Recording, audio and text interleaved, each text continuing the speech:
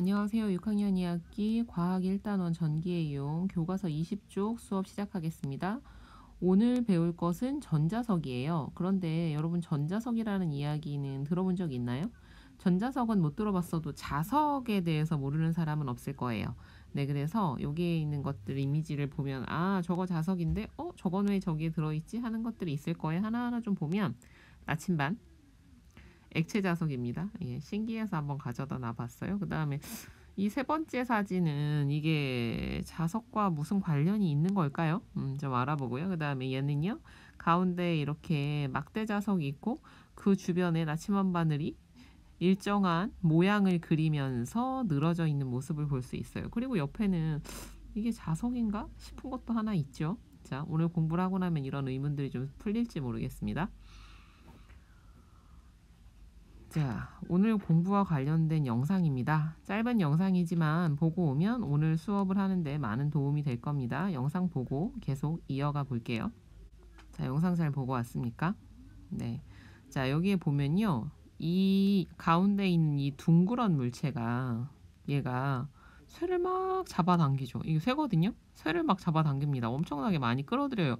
그런데 이상한 일이 하나 벌어지죠. 갑자기 그 쇠가 바닥으로 우르르 떨어집니다.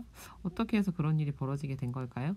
자, 오늘 전자석을 공부하기에 앞서서 이 전자석이 자석과 관련이 있기 때문에 자석의 성질 간단하게 정리하고요. 교과서로 가서 설명해 볼게요. 자, 자석의 성질은 이런 것들이 있었죠. 철에 붙습니다. 가장 대표적인 성질이죠. 그리고요, 이제 그 성질과 같은 얘기예요. 철을 끌어당긴다. 왜냐면 딱 붙는 것만이 아니라 약간 거리가 있어도 탁 땡겨오는 그런 힘이 있잖아요. 그죠? 그리고요, 일정한 방향을 가리킨다는 특징이 있습니다. 그것을 이용한 게 바로 나침반이란 도구고요. 그리고 특정한 극이 있습니다. N극과 S극. 이거랑 관련해서 조금 더 생각하면 같은 극끼리는 밀어내고 다른 극은 잡아당기는 성질도 있었죠. 자, 그러면 교과서로 가봅시다. 교과서 20쪽입니다. 자, 전자석에 대해서 나와 있어요. 전자석이라는 건요, 전류가 흐르는 전선 주위에 자석의 성질이 나타나는 것이래요. 아까 자석의 성질들을 우리가 정리하고 왔었잖아요. 그죠? 쇠에 붙는다. 극이 있다. 특정한 방향을 가리킨다. 그러면 전자석도 그러한 자석의 성질을 다 띌까요? 자, 전자석 만드는 방법은요. 전자석은 철심에 가운데에다 철로 된 중심을, 여러분이 연필의 흑연, 그 연필심 생각하면 돼. 이 심이라는 건 그 중심의 기둥 이런 의미입니다. 여기에다가 에나멜 선을 여러 번 감아서 전기 회로와 연결해서 만들 수 있어요. 일단 전자석 만들기 실험을 통해서 우리가 전자석을 한번 만들어 봅시다. 에나멜 선은요, 전선의 한 종류입니다. 그래서 여기에 있는 이 노란색이요, 코팅되어 있어요. 코팅되어 있는 건 요 바깥의 부분이 전선의 고무 역할을 하는 것이라고 할 수 있습니다. 자, 그럼 전자석 만드는 방법을 좀 더 알아봅시다. 둥근 머리 볼트, 종이 테이프, 에나멜 선, 사포, 1.5V 전지, 전지 끼우개, 집게 달린 전선, 스위치를 준비합니다. 둥근 머리 볼트에 종이 테이프를 빈틈없이 감습니다.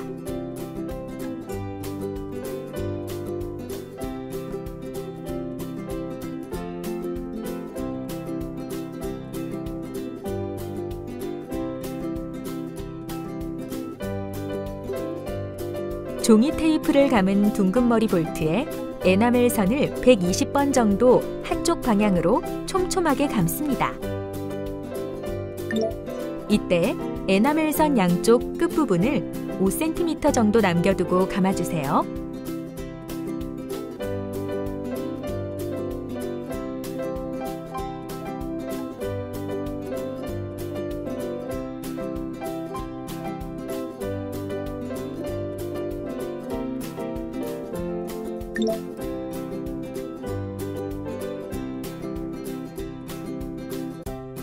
둥근 머리 볼트에 에나멜 선을 촘촘하게 감은 다음 에나멜 선 양쪽 끝부분을 사포로 문질러 겉면을 벗겨냅니다.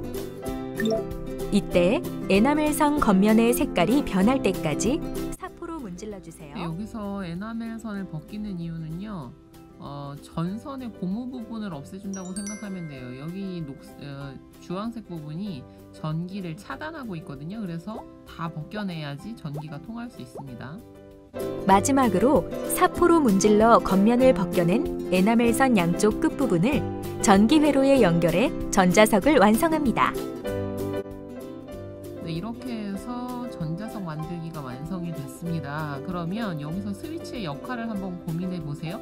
스위치가 닫혔을 때는 전류가 흐르고 스위치가 열려있을 때는 전류가 흐르지 않죠. 이따 다음 실험에서요, 전류가 흐를 때와 흐르지 않을 때 어떠한 변화가 있는지 한번 확인해 보도록 합시다. 탐구활동 정리. 이번 시간에는 전자석을 만들어 보았는데요. 전자석은 전류가 흐르는 전선 주위에 자석의 성질이 나타나는 것을 이용해 만든 자석으로 둥근머리 볼트에 종이 테이프를 감고 에나멜선을 한쪽 방향으로 촘촘히 감은 다음 에나멜선 양쪽 끝부분을 사포로 문질러 겉면을 벗겨내 전기 회로에 연결하면 만들 수 있다는 것을 알 수 있었습니다. 영상 잘 보고 왔습니까? 네, 자, 요런 과정들을 거쳤죠. 전체 내용이 정리되어 있습니다. 예, 둥근머리 볼트에 종이 테이프를 감고요. 이 종이 테이프를 감는 이유는 뭐냐면 바깥에 있는 에나멜선과 닿지 않도록 하기 위해서예요. 예, 서로 이렇게 전기가 통해버리면 전자석이 제대로 만들어지지 않는다고 해요. 자, 그 다음 종이 테이프를 감을 때는요, 촘촘하게 여러 번 감는 것이 좋습니다. 그리고 양쪽 끝부분 벗겨내는 이유 설명했죠. 예, 전기가 통하도록 하기 위해서, 그래야지 거기가 이제 집게가 딱 물면서 전기회로 도체 부분들끼리 닿도록 하기 위한 겁니다. 그래서 전자석 완성을 했죠. 짜잔. 실제로 감다 보면요, 인내심이 좀 필요한 작업입니다.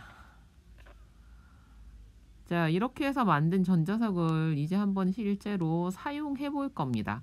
그러면 우리가 어떠한 성질들을 확인해 보면 될까요? 정말 쇠를 잡아 당기나 철에 붙나? 두 번째, 얘도 극이 있나? 뭐 이런 거 우리 알아볼 수 있겠죠, 그죠? 자, 그래서 실험 과정은 영상으로 확인하고 오세요. 전자석 1.5V 전지 1개, 전지 끼우개 1개, 나침반 2개, 시침바늘 1통을 준비합니다. 전기 회로의 스위치를 닫지 않거나 닫았을 때 전자석의 성질을 알아볼까요? 전기 회로의 스위치를 닫지 않거나 닫았을 때 전자석 끝부분을 시침바늘에 가까이 가져가면 시침바늘이 어떻게 되는지 관찰해 봅시다. 전기 회로의 스위치를 닫지 않았을 때는 전자석 끝부분에 시침바늘이 붙지 않지만 스위치를 닫았을 때는 전자석 끝부분에 시침바늘이 붙은 것을 관찰할 수 있습니다. 이것으로 보아 전자석은 전류가 흐를 때에만 자석의 성질이 나타나는 것을 알 수 있습니다. 이번에는 전지의 개수를 다르게 해 전자석의 성질을 알아봅시다. 먼저 전지 1개를 연결하고 스위치를 닫았을 때 전자석 끝부분에 붙은 시침바늘의 개수를 세어봅시다.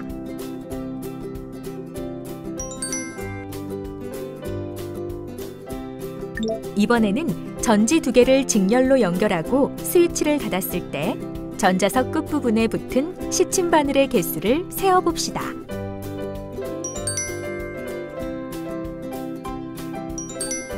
전지 1개를 연결했을 때보다 전지 2개를 직렬로 연결했을 때 전자석 끝부분에 시침바늘이 더 많이 붙은 것을 관찰할 수 있습니다.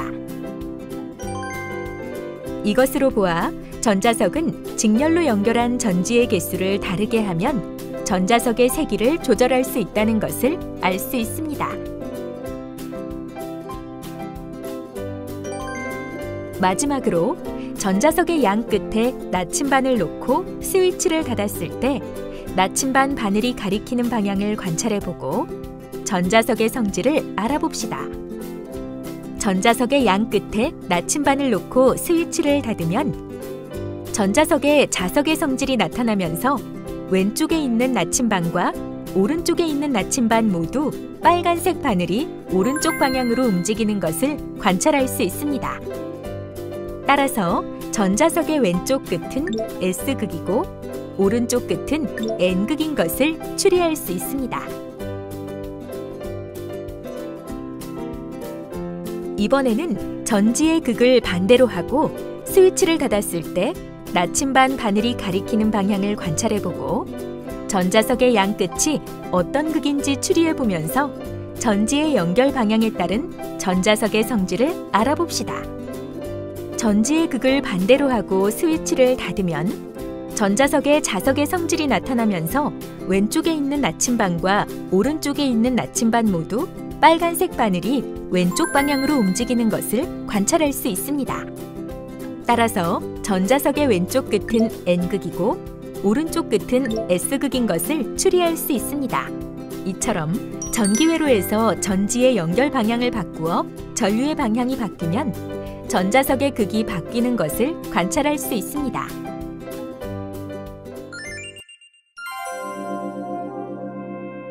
탐구활동 정리. 이번 시간에는 전자석을 만들고 전자석의 성질을 알아보았는데요. 전자석은 전류가 흐를 때만 자석의 성질이 나타나며 직렬로 연결된 전지의 개수를 달리하면 전자석의 세기를 조절할 수 있다는 것을 알 수 있었습니다.